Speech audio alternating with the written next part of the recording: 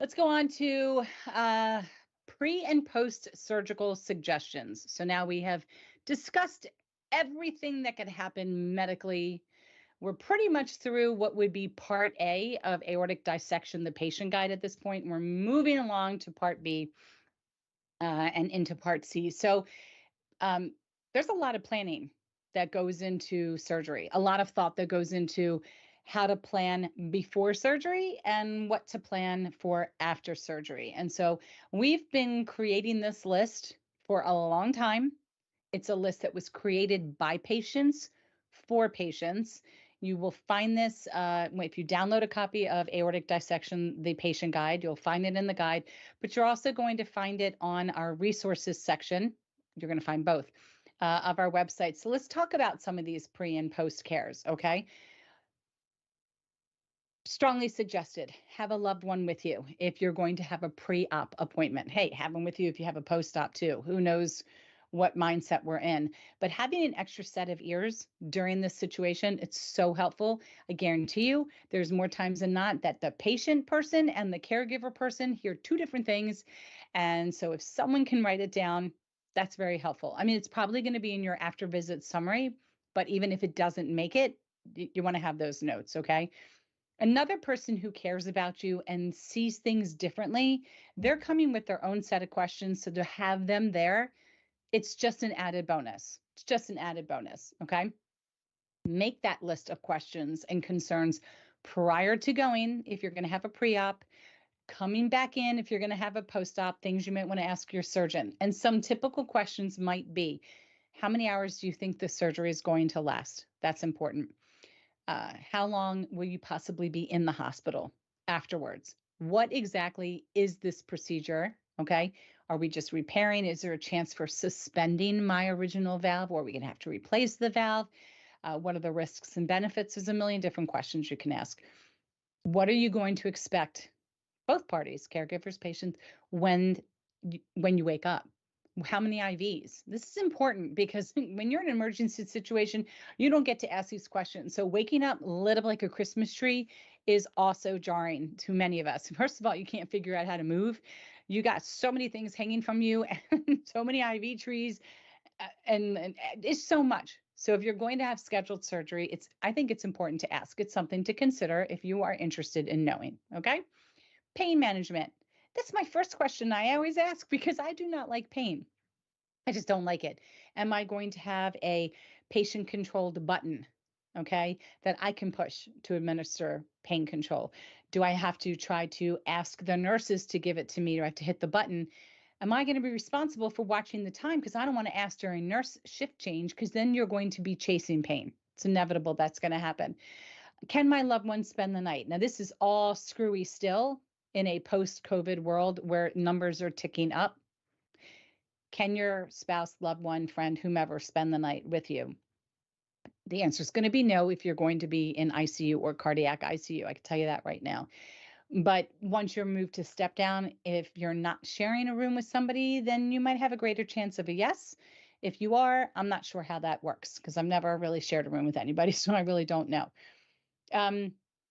If you're somebody who tends to become anxious and you know you have a scheduled surgery, you might want to ask for a take the edge off medication that you can pop on your on your drive over to the hospital, just if it's going to help you kind of keep that calmness about you before you go in. There's another one again. Ask if somebody can stay within the hospital. Okay, things to pack. Don't, number one, it should be on here. Don't pack a lot of anything. It's just more stuff you have to bring back. Plus, the hospital gives you 90% of what you're going to pack. Somebody suggested bring shorts or sweats, your own pajamas. You're not going to want to put on anything that's yours for a couple days. The gowns are so easy to wear and gives such easy accessibility to all of where your lines are going to be or incisions are going to be if you need to have any wound inspections or changes or whatever. If you know you're going to be there for like a week, then if it makes you feel good to have that comfort from home, sure. Somebody suggested silky pajamas. I don't want to get blood or anything on anything, so I'm leaving stuff like that home. I know they're soft on your skin and it makes it a little bit easier to take them on and put them off. take them off and put them on. Um, but if you're going to have open heart surgery, don't bring something that doesn't have buttons because it's going to be a while before you're going to put your arms above your head, okay? Or reach behind you or anything like that. The hospital is going to give you treaded socks. If you don't love that look and you want to bring your own treaded socks, that's fine, but just do not bring plain old socks. If you want to wear some kind of slipper, make sure it's something that you don't just slip in and out. Make it be a shoe type of slipper because the last thing you need is to trip. So you want something that's very comfortable, easy to put on and take off. Now, some hospitals you ever wondered why the socks are different colors? Okay, we've got gray, yellow, red, because they mean different things. It's not just because of sizes. Sometimes they mean fall risk, etc. So they may not even let you put on your own socks. But if they will, and you want to have your own socks because you want cute socks, then sure, bring a pair of socks. All right, women, don't even worry about a bra because a lot of times, not all the time, it depends on the hospital, you might find you wake up with a special bra if you're having open heart surgery. And it's typically a front closure bra. It's going to be your best friend. You should buy a couple pair while you're there in the hospital, whatever size they put on you. Ask for 2 more to bring home. It is so, it's so comfortable. It's so comfortable. Some hospitals don't offer it automatically when you wake up, but you can talk to the hospital staff about if they sell it in the hospital. Okay. Think about bringing some essential oils. And this would only really work if you are in a private room because you can't really don't want to bring oils. You don't know if your roommate has any allergies or sensitivities. So if you're by yourself, it's a proven fact that essential oils are very helpful in promoting stress reduction, anxiety reduction, and they actually can promote relaxation, which helps increase your sleep and helps promote positivity and better recovery. So these scents would be like lavender, chamomile, rose, frankincense. I will tell you that, well, we're going to get to the peppermint in just a second, so we'll hold that for a minute. All right, a lot of people say pack toiletries. The hospital will give you a toothbrush, toothpaste, some type of shaving cream, lotion, and a razor, powder, a hair slash body wash, all of that's going to be provided for you. Whatever you pack, you have to carry home. Just keep that in mind. So if you like having your favorite deodorizer, which I mean deodorant, I like mine because I like something that's the thick stick, a solid. I do not like roll-ons. I feel like I have to walk around with my arms in the air because you stay wet for like ever, which is what the hospital gives you.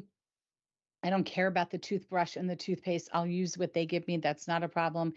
I don't really care about, you're not going to care about, you're not going to put your arms above your head to shower your hair, number one. Not going to be for a little bit. So it's personal choice. It's just a personal choice. If you want your own smells, your own things, they're with you. I will tell you, do not forget to bring your cell phone and your charger. That sounds like would be a no-brainer, but so many people forget that. And sometimes the nurses have extra ones, depending on what type of phone you have. But you may want to, at some point, reach out to the community, reach out to your family and your friends and let them know how you're doing. You will run out of power at some point, so you might want to bring that with you. Or you may want to play a game. Depends on how you're feeling. Everybody's different. Again, don't forget whatever you bring to the hospital, you have to bring back. If you talk to people ahead of time, they're not going to let you have flowers in the ICU. And I don't know that they're going to hold them and wait until you go to a step down unit if you ever do. So cards, sure. Balloons, stuffed animals, flowers, it's not going to make it into the SICU. If you can have a visitor, accept visitors. Accept visitors if you're open to it and you're comfortable. Nobody cares what you look like. It's good for them and it really is good for you. You may or may not remember their visit, and that's okay too, but sometimes it might be very uplifting and make you feel really good. Let them know that you may just be taking a lot of naps while they're there because napping is important. Don't try to fight the nap. It's a way that your body helps itself heal. Okay. Don't try to tough it out and turn pain medication away. Now, you may have, let's say, had addiction issues in your past. That's a whole separate issue. But for those that can take pain medication, do not try to. This isn't labor. This isn't like I'm going to tough it out till I hit 10 centimeters. No, you don't want to be chasing pain because pain can increase your blood pressure. can increase your heart rate. You want to be calm. You want to be as comfortable as you possibly can. So if they offer it to you and you feel you need it, use that pain scale. When you see those faces in a hospital that are like super smiley and then like super frowny and deep dark red, use that scale for yourself. Try to figure out where you are pain wise and work with your team to determine at what point you should be having pain medication. Feel comfortable pressing the PCA or the patient controlled analgesia. Yeah. You can push it as often as you like. It's not going to give you medication until you're scheduled. So once you push it, you can push it like 10 times. It's not going to change anything. So just push, push, push. You're only going to get it when you're scheduled and when the machine allows it to be administered to you. Okay. People who are not given a PCA, don't hesitate to hit the call button and request pain medication. Try to do it early enough because, again, if there's a shift change with nursing staff, there's no way of knowing how long it's going to be before they bring you the medication. And trust me, you don't want to sit with that kind of pain. Now, when you're in the ICU, it's usually 2 patients per nurse. It's very personalized. They're not going to be upset if you ask for it. They're not going to be upset if you ask for anything. Get up, sit, walk, whatever you're told to do, as much as you may not want to. The more you move your body, the sooner you're actually going to get out of there, okay? Because it's just going to help move the anesthesia through the body, get the intestines waking up, everything's going to wake up, and you're going to actually feel better. You might be sleeping in the chair. You might walk out to the nurse's station, come right back and zonk right out, but you got to keep your body moving when the doctor says you should, okay? Ask somebody to take a picture of you. This is a very interesting, extremely personal decision. So even if you are in a dissection or emergency situation, my husband took a picture of me in the first hospital, took a picture of me just as the breathing tube came out, took a picture of me when all the tubes came out and my hair had just been washed and was up in a bun. And the difference in what I looked like is so incredibly profound that after I had the dissection, it all seemed like it was still a dream. But when I could see it on film, I actually saw the progression in recovery. So I saw me grimacing at the first hospital. This was when he found out that I was having a dissection. I think he was concerned I was going to die. And so he took a picture. That would have been a really bad last picture. And then when I had the tubes come out, he was just so thankful that I made it, that he took the picture.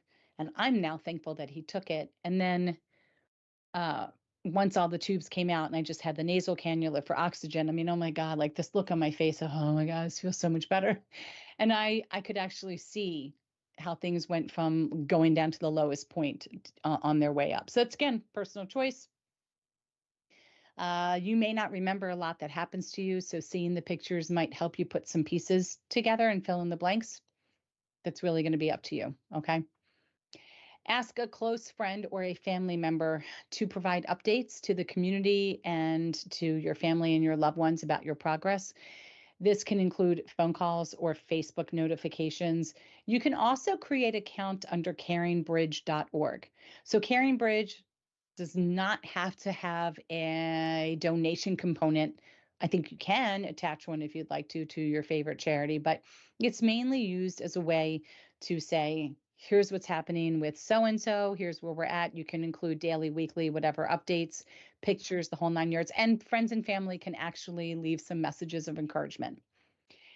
Ask friends and family to bring cards, games, whatever they like. This may not be to help you pass the time away, but it's definitely going to help your loved ones pass the time away.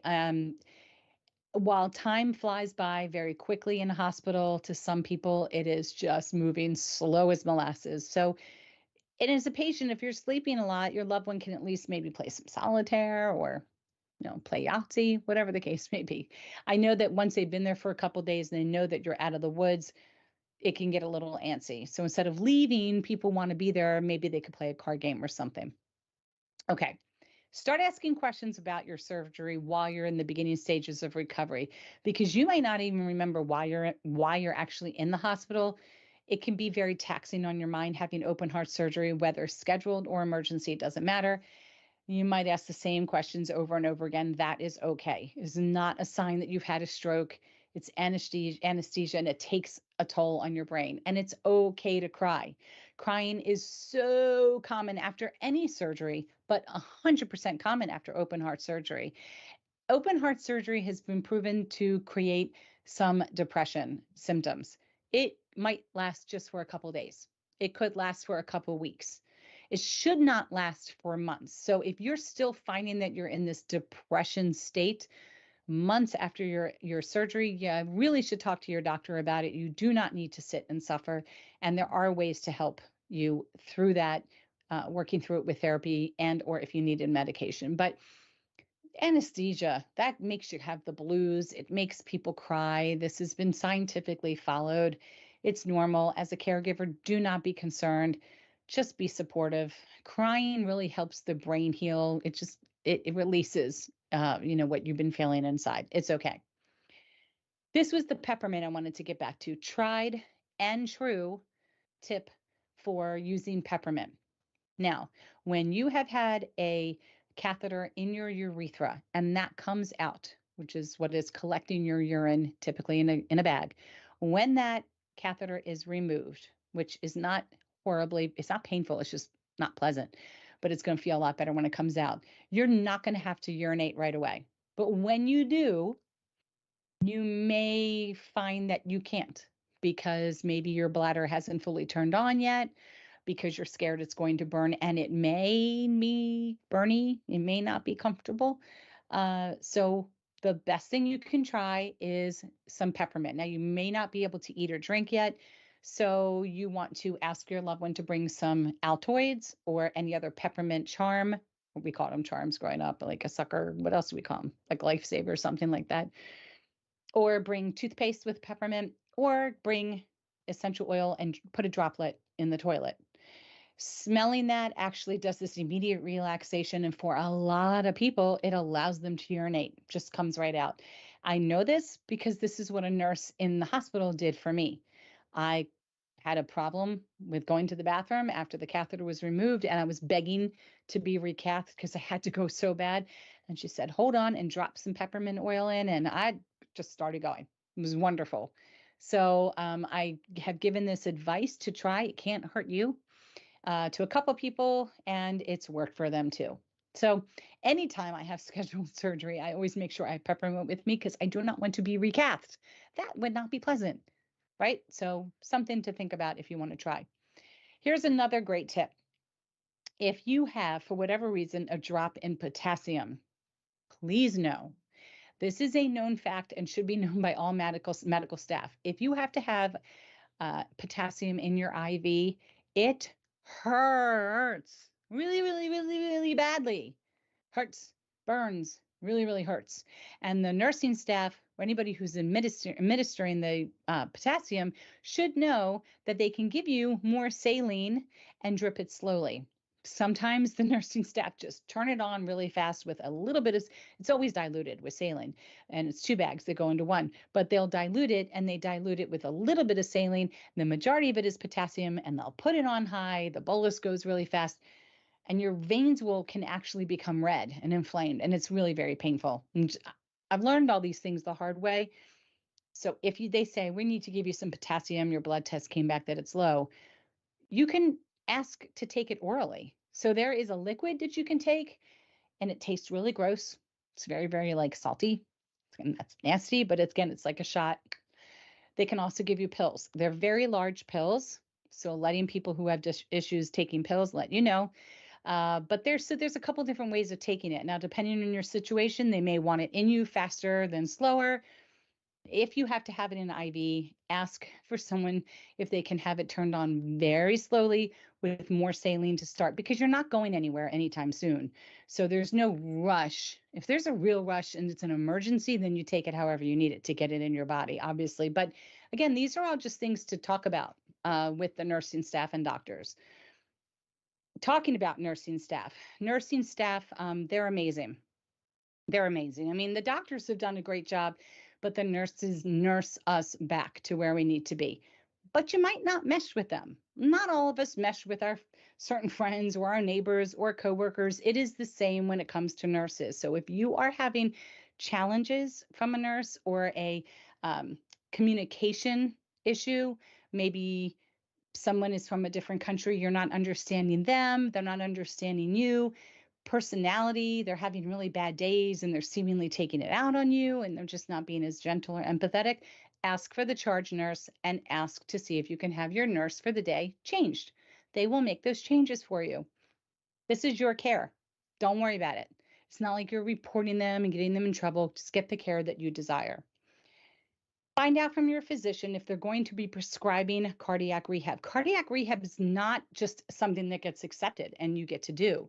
So, cardiac rehab may be turned down by your insurance company, especially if you are not having any surgical repair done to your valve. A lot of insurance companies look at the valve as part of the heart, which it is, and they do not look at the aorta as having anything to do with the heart, which it doesn't.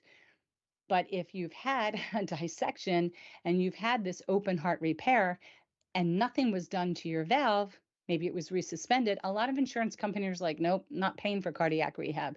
So you kind of want to talk about that because some patients have problems with stamina. They have problems with strength, especially in their arms, their shoulders, their posture, and their breathing.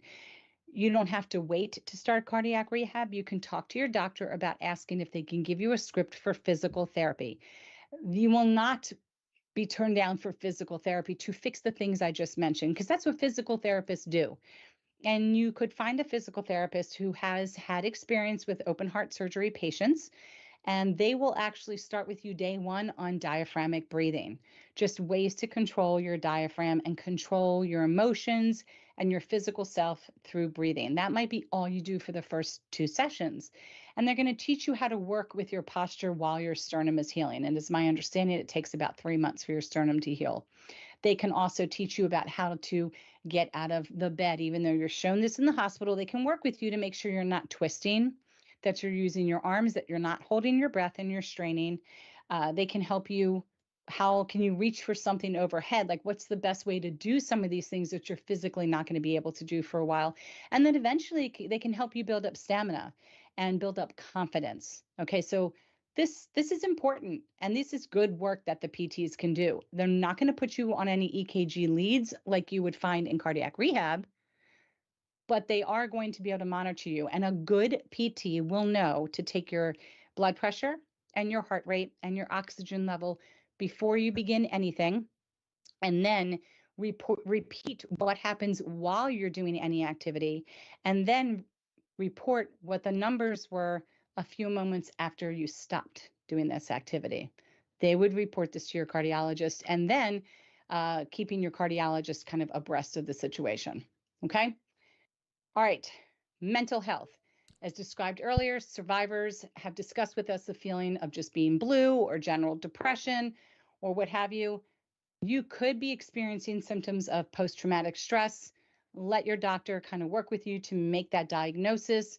Do not hesitate reaching out to a licensed clinical social worker or somebody who specializes in PTS treatment. That might be EMDR therapy, etc. There's also a great guide about the emotional mental health. We can get that link to you. We've shared it before on our website. This was written by Gretchen McCarrick and another woman out of Johns Hopkins. It's solely dedicated to mental health in aortic disease and aortic dissection. The patient guide, really, it's parts B and C, are open for all patients. So whether you've had open heart surgery due to aneurysm repair or valve replacement, you don't need to have had an aortic dissection to use our guide either. And there is a section in there about mental health and emotional well-being, so you can check that out too. We also offer support group meetings here. Very different. They are led by patients, led by survivors. You might want to look into joining one of those and having an opportunity to interact with other patients if you're looking to garner some experiences or ask questions. If you're looking for a fun place to hang out, then you want to join our hangouts on every Thursday that happens at 2 p.m. Eastern. So again, long-winded post, and we need to get through the rest of the week, but these are important things. If you have any other suggestions that we have not recommended, please leave a comment here on the website, here on our YouTube channel, or email us at info@aortichope.org.